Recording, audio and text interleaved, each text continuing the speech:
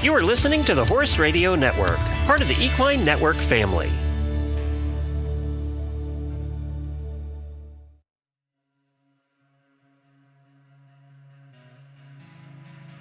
Welcome to The Ride, a podcast brought to you by Horse&Rider magazine, hosted by Nicole Cherico and Emily Carey. Welcome back to The Ride podcast by Horse&Rider. Today's episode is a little different, and it's a pretty exciting one for us. This week, the very first special issue of the Performance Report by Horse&Rider is officially arriving in mailboxes, and we want to give listeners a special preview of what they can expect inside.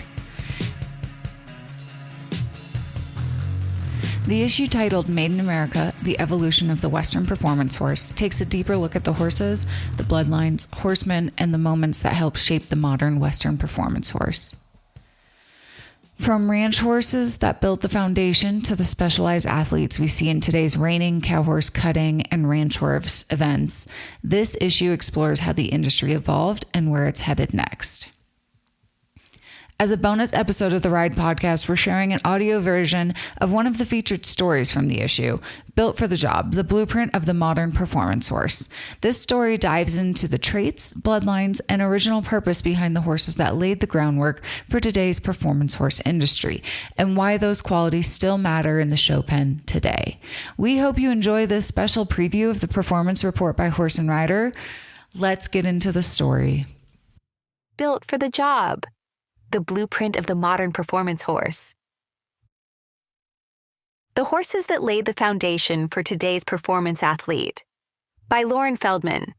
They say the entire town of McKinney, Texas, shut down for the match race. It was 1854, and word had spread for months that Steel Dust, rumored to be one of the fastest horses on any Texas track, had finally met his match.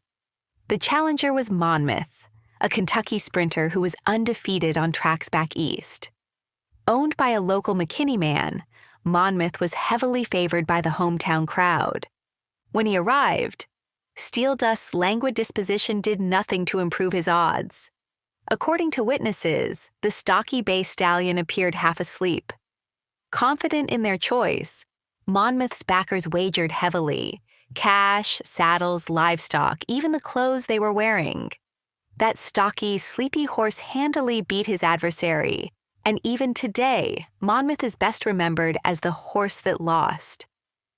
The race didn't just cement Steel Dust's celebrity, it branded his name onto the blueprint of a horse uniquely defined by the needs of a growing nation, a horse that would become America's own. Long before registries or associations for them existed, horses like Steel Dust were being bred, traded, and proven, shaped and reshaped by the evolving demands of American needs, values, and pastimes. Scrappy sprinters were just the beginning. Ranch work, cattle handling, and eventually organized competition would each leave their mark, layering new traits onto the foundation those early horses established. Today's performance horses can trace their evolution through those shifting demands and the notable forebears who rose to meet them. The following horses, by no means an exhaustive list, were highly influential in developing the specialized qualities and characteristics that define the modern performance athlete. Needs of the New World. American colonists imported a penchant for fast horses and a culture that prized horse racing. But life in the New World quickly reshaped both the sport and the horse itself. Thoroughbred racing suited English aristocrats and colonial gentry, but agrarian life in the colonies demanded utility. The same horses that raced on weekends were expected to work during the week. This dual need began shaping a horse that was not only fast but durable. Imported English stallions were bred on hardier local mares to produce compact muscular animals capable of both speed and labor. This cross perfectly suited the informal match races that became a popular colonial pastime. Known as path or street races, they were typically quarter-mile sprints between two horses, often born from wagers or disputes among local gentlemen. Run on village roads, open paths, or in front of taverns, these informal races rewarded quick acceleration and raw speed. From these contests, the names celebrated American quarter-running horse and later quarter horse would eventually emerge, named for the distance, from type to bloodline. As emigrants moved west, they carried the sport with them. By the 1790s, quarter-mile tracks appeared in pre-statehood Kentucky. It was here that Steel Dust was born in 1843. Brought to Texas as a yearling, he built a reputation as a near-unbeatable sprinter. After his legendary win against Monmouth, his fame grew, and so did demand for his offspring. Steel Dust stamped his foals with a distinct bulldog look that became a genetic cornerstone of what would eventually become the quarter horse. They were compact, short-coupled, heavy-muscled horses with strong jaws and small ears. They were explosively fast over short distances, but their value extended beyond the track. As ranching expanded across the West, these horses proved equally adept at cattle work. Cowboys sought them out, and the term Steel Dust became shorthand for a good-using horse. Steel Dust set the template, but it would take the next generation of sires to make that type consistent. Foaled in 1895 in Illinois, Peter McHugh carried Steel Dust blood through his dam line and proved himself on the track before becoming one of the most influential sires of the early 20th century.